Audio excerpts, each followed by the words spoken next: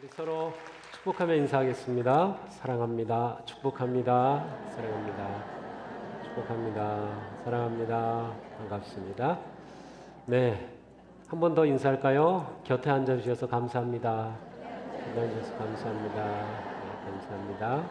네, 감사합니다. 반갑습니다. 네, 반갑습니다. 네, 오늘은 감사절, 추수감사절입니다.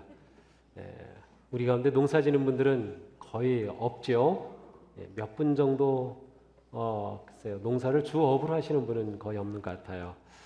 그냥 텃밭에서 키우는 정도는 하지만, 그래서 이 추수감사절 하면 이것은 뭐 옛날의 어떤 그런 농경 문화의 절기가 아닌가 생각하기 쉽지만, 사실 이 감사절은 구약 시대부터 하나님께서 백성들에게 하나님께 감사하도록 말씀 주신 그러한 절기이기도 합니다.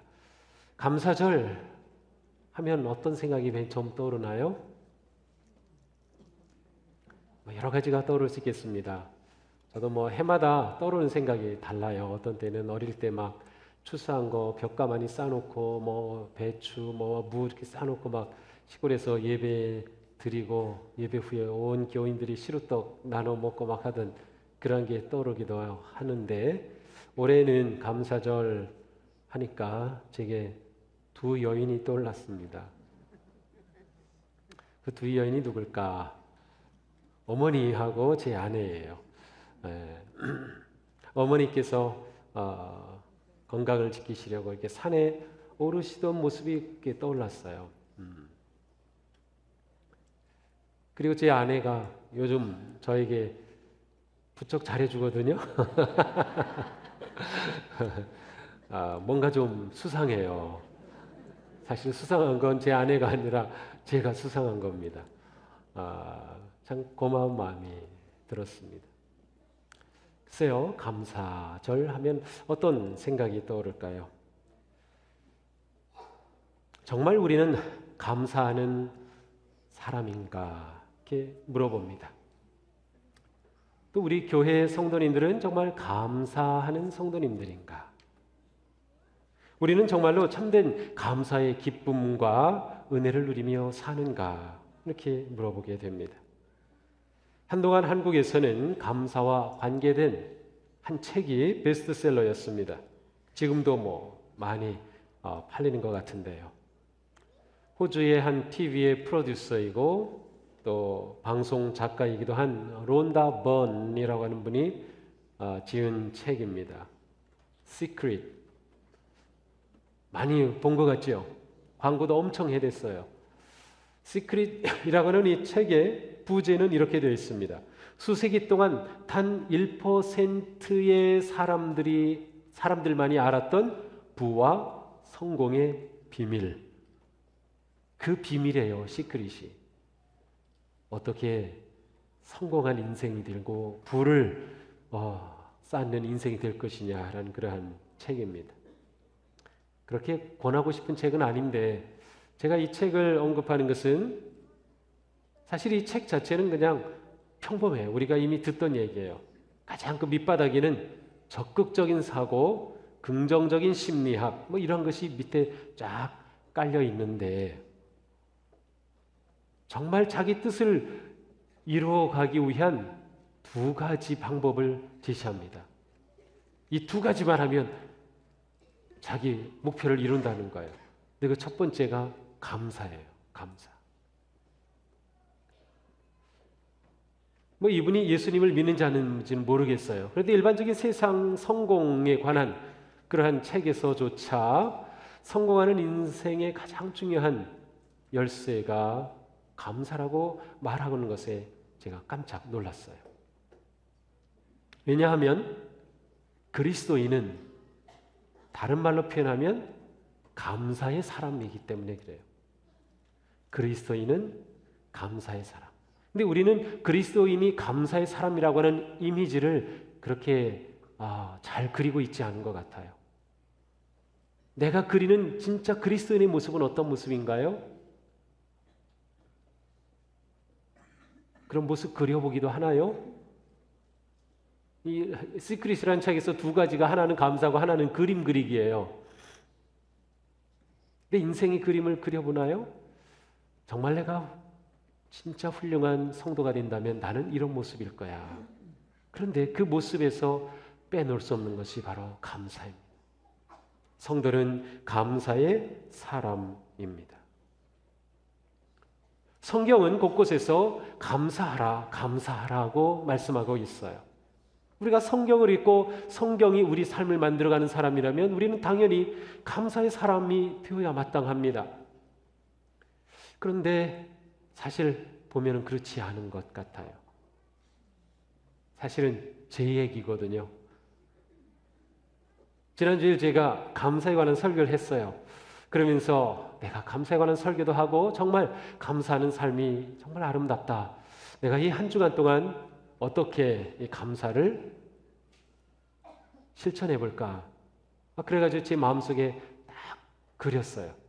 교육자들하고 매일 아침 9시 반이면 기도회를 시작하는데 이 한 주 동안 기도회를 하면서 서로에게 감사한 것을 고백하고 감사합니다 라고 하는 그런 말로 한번 시작해보자. 그런데 했을까요? 못했을까요? 못했어요. 딱 화요일 아침에 딱 있는데 안 되더라고요.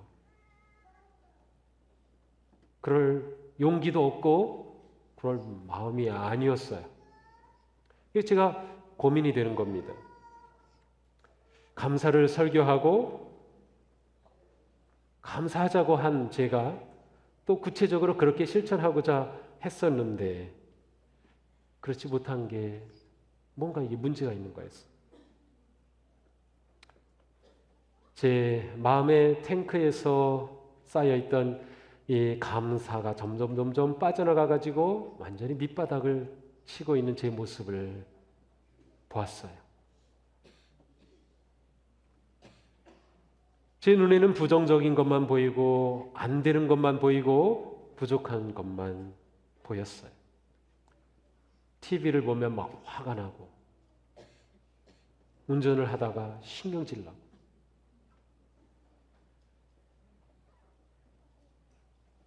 그런데 또 오늘 감사절이니까 감사 설교 준비를 해야 되잖아요.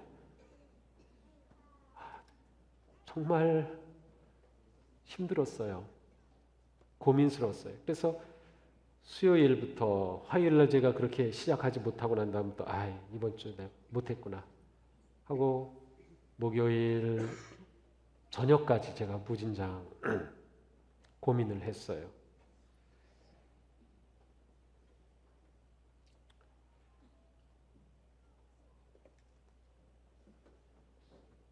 그러다가 제 마음에 그러면 안 되지. 정말 감사하는 그런 삶을 살아보자. 성도님들이 나를 볼 때 감사하는 사람이라고 느낄까?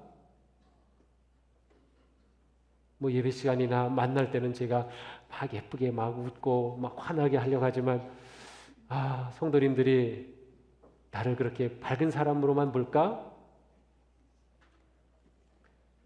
정말 제대로 감사하는 삶, 감사가 회복된 삶, 다시금 마음의 탱크에 감사를 좀 가득하게 채워서 흘러 넘쳐나는, 빠져나가는 것이 아니라 감사가 흘러 넘치는 삶을 살아야 되겠다 하는 그러한 마음이 이렇게 슬며시 들어왔어요.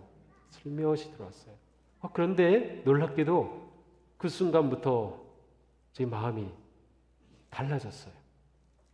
그래, 내가 한번 그러한 삶을 살아보고 우리 성도님들하고 같이 그렇게 해보자. 그래, 이번 설교는 막 이렇게 하십시오 막 그런 것이라기보단 내가 그렇게 하고 싶은 내 마음 그리고 내가 생각한 것을 같이 나누면 좋겠다는 그러한 마음이 들었습니다. 예수님을 믿고 따르는 믿음의 삶은 전부 행복과 연결되어 있어요. 왜 예수님 믿나요? 행복하기 때문에 믿어요. 예수님 믿어서 행복하기 때문에 행복하려고 예수님 믿으라고 전도하는 거예요. 예수 믿는 사람들은 다 행복한 사람들이어야만 해요. 그거는 원리예요. 이론이에요. 그렇지만 분명히 우리의 믿음은 우리의 행복한 삶과 연결되어 있어요. 내가 예수님을 믿는데 행복하지 않는다면 내가 어떻게 예수님을 믿겠어요?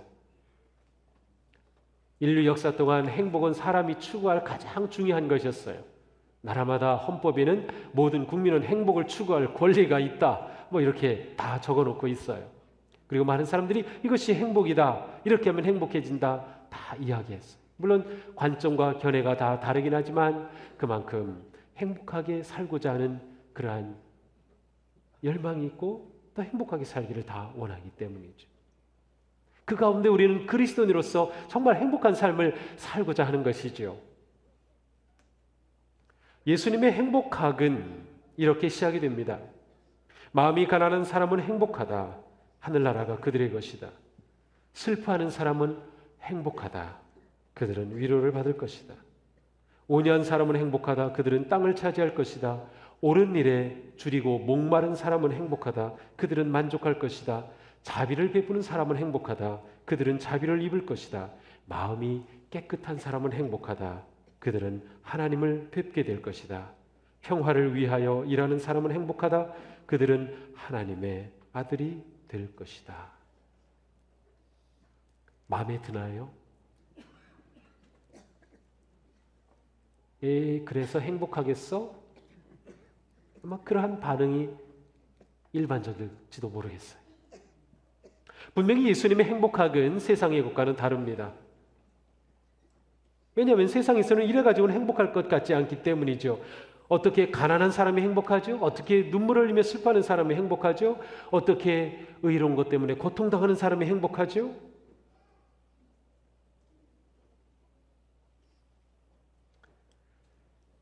그런데 행복이라고 하는 것은 우리가 무언가를 노력하고 애써서 딱 성취한 것이 아니라고 하는 거예요. 우리가 이 함정에 빠져 있어요. 내 인생의 행복은 무언가를 해서 성취하면 그게 행복일 거야. 학생들도 내가 열심히 공부해서 100점 받으면 행복할 거야. 좋은 대학 가면 행복할 거야. 그런데 그렇게 되면 정말 행복했나요? 그 행복은 잠깐이었죠. 또 뭔가를 이뤄야 하기 때문에. 그러니까 내가 무엇을 성취하는 것이 행복은 아니에요. 물론 그것을 기뻐하고 행복해 할 수는 있겠죠. 그렇다면 행복은 무엇인가? 그것은 지속적으로 우리가 추구하고 또 우리 삶에서 만들어가는 그런 삶의 과정이에요. 그래서 우리 삶은 무엇을 완성해서 성취해서 행복한 것이 아니라 살아가는 과정마다 매일매일의 삶 속에서 그 과정 속에서 우리가 무엇인가를 추구하고 내가 믿는 진리를 따라 살아가고 그것에 따라 살아가는 데 삶에 주는 그러한 만족함과 기대와 소망이 우리를 행복하게 이끌어가는 거예요. 그래서 행복은 사실 우리의 삶의 과정 가운데 누리는 거다. 우리에게 행복은 어디에서 시작이 될까요? 우리 그리스도인들에게 행복의 시작은 어디일까요?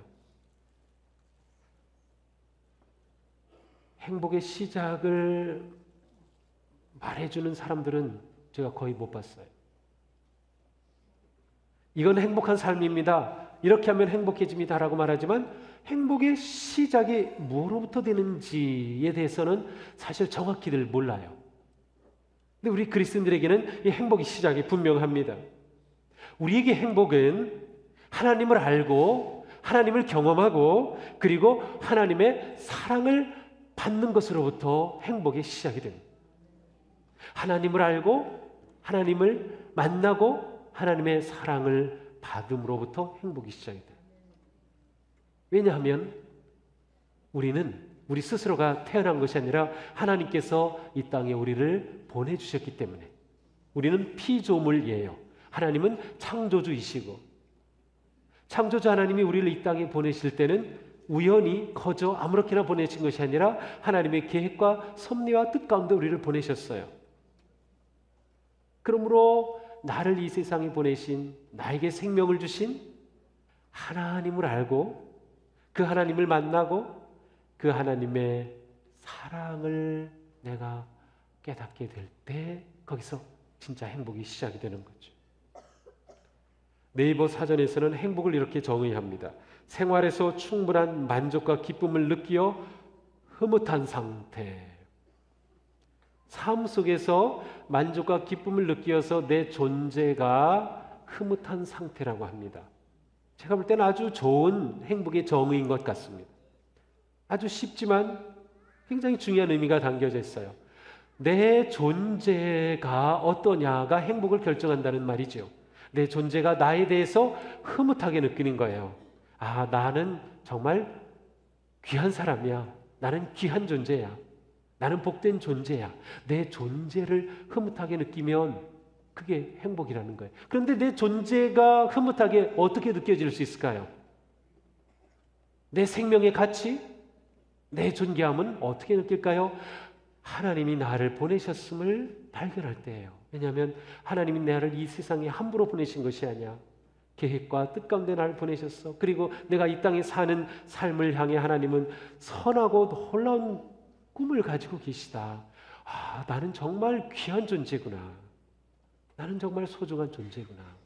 사실 우리의 자녀들이 행복함을 느낄 수 있는 그 시작은 부모로부터 내 존재가 얼마나 귀한 존재인지를 듣고 부모가 표현해주고 그렇게 인정받을 때예요. 아, 내 인생은 이렇게 소중한 거구나. 우리가 우리 자신의 가치를 인정하고 발견하게 될 때 우리는 진정한 행복의 출발이 되는 거예요. 자, 이것은 어떻게 일어나는가? 예수 그리스도를 통하여 일어나는 거예요. 예수님이 이 땅에 오신 것은 우리의 인생이 하나님이 보내셨다는 사실을 보게 해주시는 거예요. 하나님과 멀어진 우리가 하나님과 가까워지고 하나님을 만나게 되고 하나님의 사랑을 깨닫게 해주시려고 예수님이 오신 거예요. 왜냐하면 죄로 인해서 이 모든 것으로부터 멀어진 인생이거든요. 죄로 인해서 행복과 멀어진 인생을 예수님이 우리에게 하나님과 화해하고 하나님을 만나고 하나님의 그 사랑을 누릴 수 있는 길을 열어주신 거예요. 그러므로 우리는 예수 그리스도 안에서 나를 발견하고 하나님이 나를 이 땅에 보내신 그 내 생명의 존귀함과 가치를 발견하고 아, 내 삶은 정말 이렇게 소중한 거야 라고 하는 것으로부터 우리의 행복은 시작이 됩니다. 그리고 우리의 삶은 우리를 이 땅에 보내시고 인도하시는 창조주 하나님의 사랑으로부터 우리의 삶의 행복은 점점 차오르게 되는 것입니다. 하나님이 우리를 이렇게 계획하셨고 이 세상에 보내셨고 그리고 우리를 사랑해 주신다고 하는 이 하나님의 사랑을 깨닫게 될 때에 그 반응으로 우리는 감사하게 되는 것입니다. 감사를 말하면서 왜 행복을 말했는가? 그것은 행복은 하나님으로부터 오는 것이고 하나님 안에 있는 나를 발견하는 것인데 바로 그것을 발견한 내가 하나님께 드릴 최고의 반응이 감사이기 때문에 그래요. 이게 진짜 감사인 것입니다. 하나님의 사랑과 은혜에 대한 우리의 가장 바른 반응, 감사예요. 감사가 영어로는 gratitude라는 단어가 있어요. 그런데 이것은 은혜라고 하는 의미를 가진 그라투스에서 왔어요. 감사와 은혜는 동전의 양면이에요. 하나님께서 우리에게 베풀어 주신 것은 은혜예요. 우리가 이 은혜에 대해 반응하는 것은 감사예요. 은혜와 감사는 항상 함께 있다고 보면 되는 것이죠. 그러므로 성경에 나타난 모든 감사의 노래들을 보면 창조주 하나님에 대한 고백이 담겨져 있어요. 왜냐하면 창조주 하나님의 그 사랑으로부터 내가 태어났기 때문이죠. 그리고 그 하나님이 내 삶 가운데 내 존재 가운데 행하신 그 일을 이스라엘 백성들에게는 구속하여 주신 이집트에서 건져내신 우리들에게는 예수 그리스도를 통하여 우리를 자녀 삼아 주신 구속해 주신 그 은혜가 감사할 진정한 이유가 되고 그것을 노래하는 것이에요. 시편 136편 우리가 교독으로도 하였던 이 시편이죠. 이것은 이렇게 창조주 하나님의 사랑에 대해 감사를 드립니다. 지혜로 하늘을 만드신 분께 감사해라. 그 인자심이 영원하다. 물 위에 땅을 펼쳐놓으신 하나님께 감사해라. 그 인자심이 영원하다. 큰 빛들을 지으신 분께 감사해라. 그 인자심이 영원하다. 낮을 다스릴 해를 지으신 분께 감사해라. 그 인자심이 영원하다. 밤을 다스릴 달과 별을 지으신 분께 감사해라. 그 인자심이 영원하다. 육신을 가진 모든 사람에게 먹거리를 주시는 분께 감사해라. 그 인자심이 영원하다. 하늘에 계시는 하나님께 감사해라. 그 인자심이 영원하다. 하나님의 인자, 사랑이 영원하시기에 우리는 감사한다는 것이죠. 그러므로 그리스도인의 감사는 창조자 하나님의 사랑의 근거를 두고 있습니다. 그리고 그것으로부터 또한 우리의 행복은 시작이 되는 것입니다. 그러기에 성경은 계속해서 우리에게 감사하라고 합니다. 자, 그런데 우리에게 성경이 감사라고 말씀하는 데는 또 한 가지 이유가 있어요. 우리가 감사하면 하나님께서는 우리의 감사를 통하여서 창조자 하나님의 사랑을 우리 안에서 새롭게 일으키시고 역사하시고 일하시기 때문에 그래요. 창조자 하나님은 우리의 감사를 통해서 우리 삶을 재창조하셔요. 그렇기 때문에 성경은 우리에게 감사라고 하는 거예요. 감사하는 것으로 우리 인생이 그냥 끝나는 것이 아니에요. 감사할 때 그것이 우리 인생의 변화를 가져오기 때문이죠. 제가 아는 한 목사님은 알코올 중독자들을 위한 그런 공동체를 이끌고 계셔요. 그런 그 어려운 사역을 하면서 정말 많은 어려움, 고통, 힘든 일들을 만납니다. 그리고 지치고 그 사역에 대해 내려놓고 싶고 정말 어려운 그런 상황 속에서 문득 내가 이런 상황에서 무조건 감사해보자. 조건 따지지 말고 무조건 감사하자. 그런 마음이 문득 들었어요. 그래서 목사님은 정말로 무조건 감사하기 시작했어요. 처음에는 내가 뭘 감사해? 감사할 게 뭐야? 아무것도 보이지 않았지만 무조건 감사하는 거예요. 그러다 보니까 감사할 것들이 많아져요. 그러는 사이에 자신에게 일어난 변화를 느꼈어요.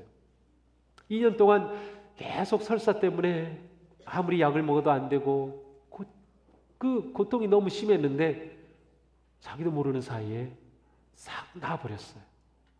비염 때문에 계속 고생했는데 어느새 그것도 사라졌어요. 사람들과의 관계가 너무 힘들었는데 그것도 사라졌어요. 마음의 평안이 찾아오고 그 목회가 안정이 되었어요. 야, 정말 이 감사에는 무엇인가 있구나. 감사에는 정말 놀라운 힘이 있구나. 그리고 그분은 확신하게 됩니다. 이렇게 말하죠. 감사를 하게 되면 하나님의 창조의 사랑의 에너지가 우리의 감사와 하나가 되어서 우리 인생에 하나님의 새로운 창조의 에너지로 나타납니다. 우리가 감사하면 하나님께서 우리의 감사를 통하여서 하나님의 창조의 에너지를 새롭게 우리 안에 역사하셔서 우리가 재창조된다는 거예요. 새로운 사람이 된다는 거예요. 복된 사람이 된다는 거예요. 행복한 사람이 된다는 거예요. 감사에는 힘이 있습니다. 이것은 우리가 미처 알지 못하던 아니면 우리가 사용하지 않고 그냥 내버려둔 너무도 중요한 것입니다. 감사의 힘, 우리가 그것을 사용할 수만 있다면 우리 인생에 놀라운 변화가 나타나기 시작할 거예요. 내 삶을 살아갈 때 감사의 존재로 살아가는 것이죠. 감사가 우리의 존재 방식이 되는 것이죠. 감사가 우리의 삶 속의 생활화가 되는 것이 매우 중요한 것이죠. 그런 점에서 저는 감사의 창을 생각해 봤어요. 제가 지난주에 읽은 책 가운데 하나가 프레임이라는 책이에요. 그런데 이 책은 보통 예전에는 패러다임이라고 말하던 것인데 이 프레임이라고 하는 그 의미는 바로 우리가 가지는 어떤 마음의 창을 프레임이라고 해요. 그런데 이것은 누구나 다 가지고 있어요. 어떤 모양으로든. 그래서 무슨 일을 만나든 어떤 일을 해결하든 또 내가 무엇을 행할 때에 내가 가지고 있는 그 마음의 창 혹은 생각의 창을 가지고 살아가요. 이 생각의 창이 아주 중요해요. 왜냐하면 내가 어느 생각의 창을 딱 그렇게 틀로 고정시키면 모든 것을 다 그렇게만 보기 때문에 그 한계를 벗어나기가 어려워요. 그런데 다른 창을 가지고 와서 보기 시작하면 예전에 보지 못하던 것들이 보이기 시작하고 새로운 것들이 보이고 그 안에서 창조적인 것들이 막 일어나죠. 그래서 제가 생각했어요. 아, 감사의 창이 필요하구나. 우리가 감사의 사람이 된다는 것은 감사의 창을 가지고 사는 것이다. 그래서 모든 일을 감사의 창으로 보는 것이에요. 바로 사도 바울은 그것을 가리켜서 범사에 감사하라고 말씀하는 거예요. 모든 일에 감사하라, 모든 일을 감사의 창으로 보라는 것입니다.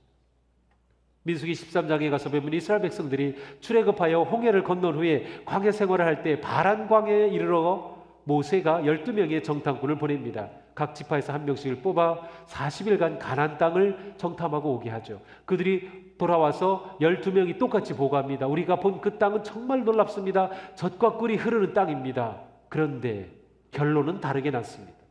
10명은 그런데 거기에 아낙 자손이 있습니다. 그들은 키가 장대하고 우리가 그 앞에 서면 메뚜기 같이 보일 정도입니다. 우리는 그 땅에 갈 수 없습니다.